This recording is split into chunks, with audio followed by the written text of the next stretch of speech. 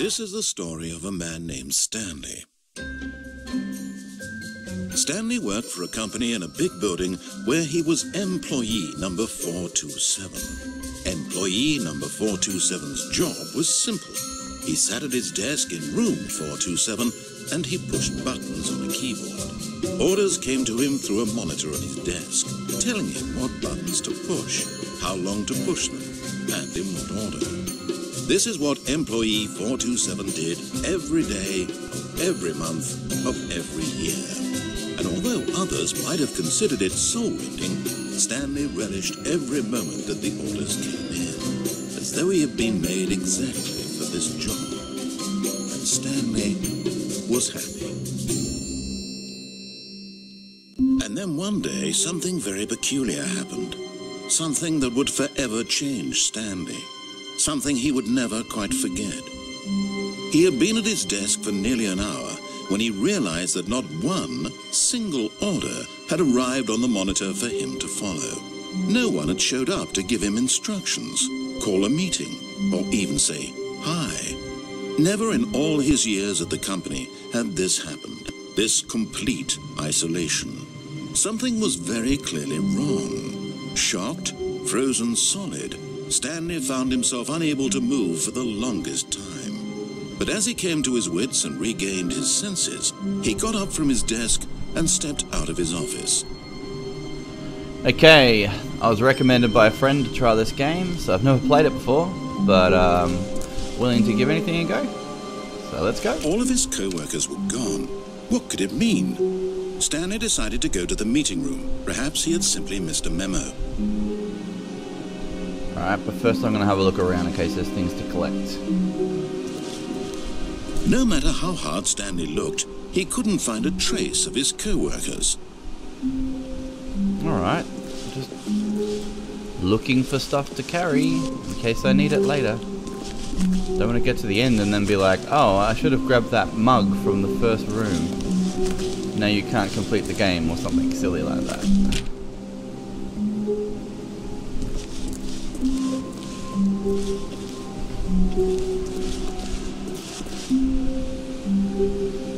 Okay, let's go down here.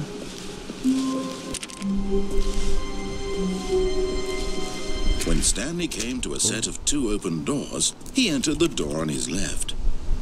Did he?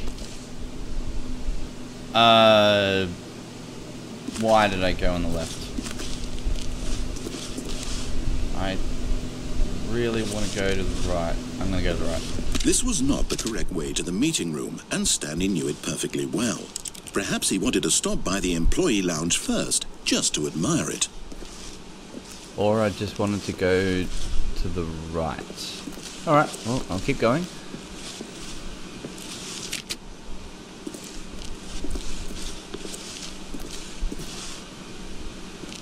Ah, yes, truly a room worth admiring.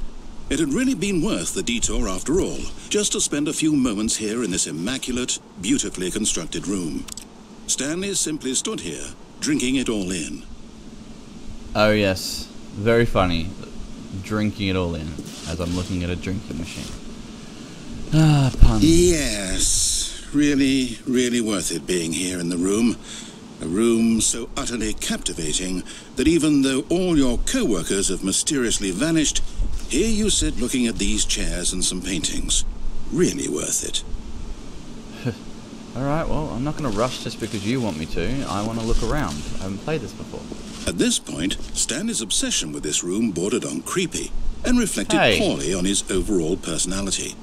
It's possible not very nice. that this is why everyone left. Well, no. That... Nope. I'm going to stick to my game plan. I'm not going to get rushed. Stanley sat around waiting for more dialogue, but when a long time had passed and there was no more, he decided that the game was trying to send him a message. Fine.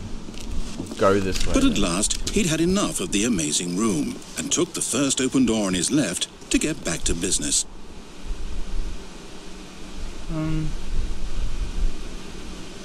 No, I'm not going that way. I'm sick of being herded the way you want me to go. Stanley was so bad at following directions, it's incredible he wasn't fired years ago. Hey! Caution, do not lie. If you're lying right now, stop.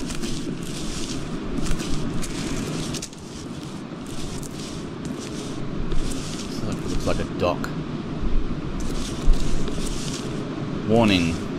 Do not jump from the cargo lift while it is in motion, will cause death. Penalty for misuse, 1,000. Penalty for jumping, 5,000. But how do you get the money from the dead guy? Look, Stanley, I think perhaps we've gotten off on the wrong foot here. I'm not your enemy, really, I'm not. I realize that investing your trust in someone else can be difficult, but the fact is that the story has been about nothing but you all this time. There's Really? someone you've been neglecting, Stanley. Someone you've forgotten about. Please, stop trying to make every decision by yourself. Now, I'm not asking for me, I'm asking for her. Who's her? This is it, Stanley. Your chance to redeem yourself.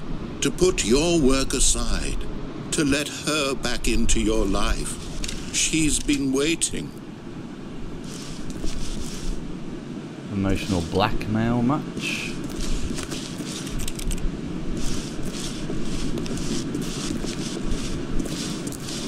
It's very dark in here. Is this where I'm supposed to go? Hey. That's her, What Stanley. the hell? You need to be the one to do this. To reach out to her.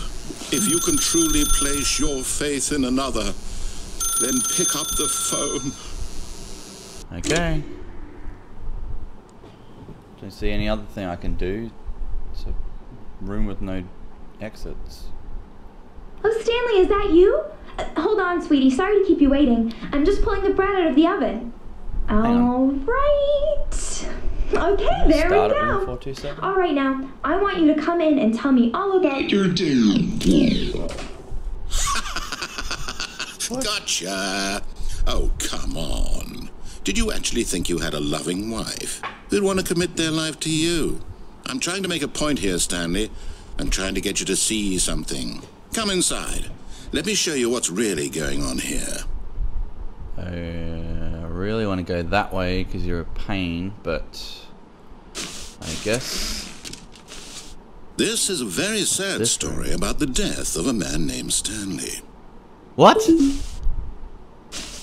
Death. Good morning, employee 47. Press 7 on your keyboard. Stanley is quite a boring fellow. He has a job that demands nothing of him, and every button that he pushes is a reminder of the inconsequential nature of his existence. That's pretty harsh. Press 2. I don't want to press 2. Well, there's nothing else I can do. Look at him there, pushing buttons, doing exactly what he's told to do. Now he's pushing a button. Now he's eating lunch. Now he's going home. Now he's coming back to work. One might even feel sorry for him, except that he's chosen this life. But in his mind, in his mind he can go on fantastic adventures. From behind his desk, Stanley dreamed of wild expeditions into the unknown, fantastic discoveries of new lands. It was wonderful, and each day that he returned to work was a reminder that none of it would ever happen to him. Press 8 to watch TV. Okay. And so he began to fantasize about his own job. First, he imagined that one day while at work, he stepped up from his desk to realize that all of his co-workers, his boss, everyone in the building had suddenly vanished off the face of the earth. The thought excited him terribly. Press 7 to spend time with the boys. What? That's a bit strange. So, he went further. He imagined that he came to 2 open doors and that he could go through either. At last, choice. It barely even mattered what lay behind each door. The mere thought that his decisions would mean something was almost too wonderful to behold. Yes, I get it. Everything I do is inconsequential. I am insignificant. Follow the path. As he wandered through this fantasy world, he began to fill it with many possible paths and destinations. Down one path lay an enormous round room with monitors and mind controls. And down another was a yellow line that weaved in many directions. And down another was a game with a baby. and he called Baby? it the Stanley Parable. They called it a press K to tell your kids a story? It was such a wonderful fantasy, and so in his head he relived it again, and then again, and again, over and over, wishing beyond hope that it would never end, that he might always feel this free. Surely there's an answer down some new path, mustn't there be? Perhaps if he played just one more time. Press 3 to 2. Okay. But there is Very no answer. sarcastic. How could there possibly be? In reality, all he's doing is pushing the same buttons he always has. Nothing has changed. The longer he spends here, the more invested he gets, the more he forgets which life is the real one. Press B to go to sleep. And I'm trying to tell him this, that in this world he can never be anything but an observer, that as long as he remains here, he's slowly killing himself. But he won't listen to me. He won't stop. Here, watch this. Stanley, the next time the screen asks you to push a button, do not do it. Oh, now I've got a dilemma, because if I don't do it, then I'll just sit here. If I do it, then I'll do what he wants, and I don't want to do what he wants, but... You see? Can he just not hear me? How can I tell him in a way that he'll understand that every second he remains here, he's electing to kill himself? How can I get him to see what I see? How can I make him look at himself? Press 8 to question I nothing. suppose I can't, not in the way I want him to. But I don't make the rules. I simply play to my intended purpose, the same as Stanley. We're not so different, I suppose. I'll try once more to convey all this to him. I'm compelled to. I must. Perhaps, well, maybe this time he'll see. Maybe this time. And I tried again. And Please Stanley pushed die. a button. And I tried again. But... And Stanley pushed a button. And I tried. Well, that's not very nice. What? Am I dead? What's happening? No!